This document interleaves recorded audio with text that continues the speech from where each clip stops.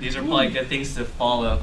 But the problem with lists like these is that it puts God in a box. Oftentimes we wonder why the disciples we produce or the people that go to church, why their morality is no different from the atheists of the world, the non-believers, or why do we have this problem with Sunday Christians? And I believe it's because we're creating lists for people to follow.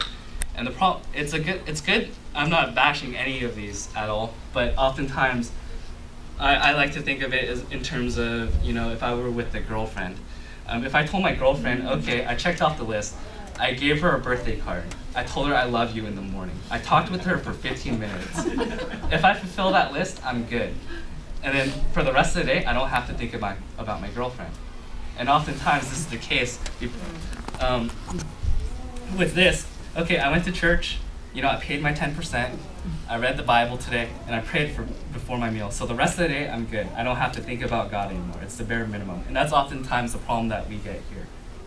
It was the problem with the Pharisees as well. And frankly, I don't believe Jesus died for us so that we can go to 2-hour meetings on every Sunday, but he desires relationship with each one of us. And when you begin to transform your mind that it's not a list that we follow, but everything we do is in the pursuit and the knowledge of Jesus Christ, going to church is merely just encouraging one another and celebrating who Jesus is. Reading the Bible is just me discovering who God is, the nature and character of God, and just his love. Praying before meals, I begin to start saying it with a heart of gratitude that I'm really thankful for the things that God has given me, as opposed to just making it a ritual. I realize that the rest of these commandments, that God is doing it for the good of me. Romans 8:28 says that God, works for the good of the people who love and fear him. That these commandments are there to protect me.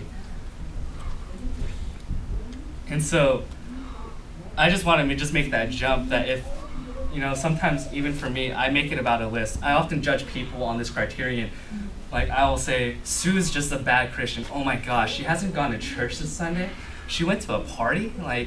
I often judge in that regard, but if we start changing our mind and encouraging each other, this is about a pursuit of Christ, then my attitude towards that person is, how can I not judge her, but how can I encourage her to just love God more and understand his love? That's where the mentality will shift, and that's how it shifted for me. So, oftentimes when I talk about something of this nature, people will oftentimes say, well, it seems like you're giving a very man-centered gospel. Isn't it really about God at the end of the day? And that it's kind of self-centered, but it's really not. One of my favorite theologians, John Piper, writes this quote: "God is most glorified in us when we are most satisfied in him." And what that means is, I'm going to ask you this question: what do you love talking about? What fills your mind? That when you go to sleep at night and when you wake up in the morning, what do you think about the most? And chances are, the thing that you think about in your own head is the thing that you most glorify.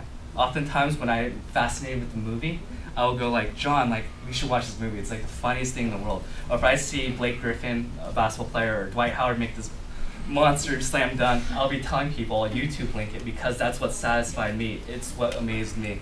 And when we realize God's love for us and our satisfaction is in him, God will become the person of our praise. He'll be the person that we talk about the most. And oftentimes, I think of it in evangelism. Oftentimes, my freshman year, I would talk about, come to this church, or, it seemed really forced and awkward. Have you guys been on those mission trips where, the pastor said, okay, why don't you talk to that person? You get really weirded out. It's oh gosh, I don't know what he's going to say about me. But when you're filled with the love of Christ and you really understand him, it just becomes natural. It's just talking about Jesus and what he's doing in your life.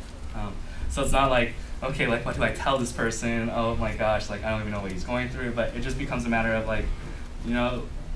yesterday I was reading the Bible and, I just realized that God will never leave or forsake me. And I just was so amazed by his love.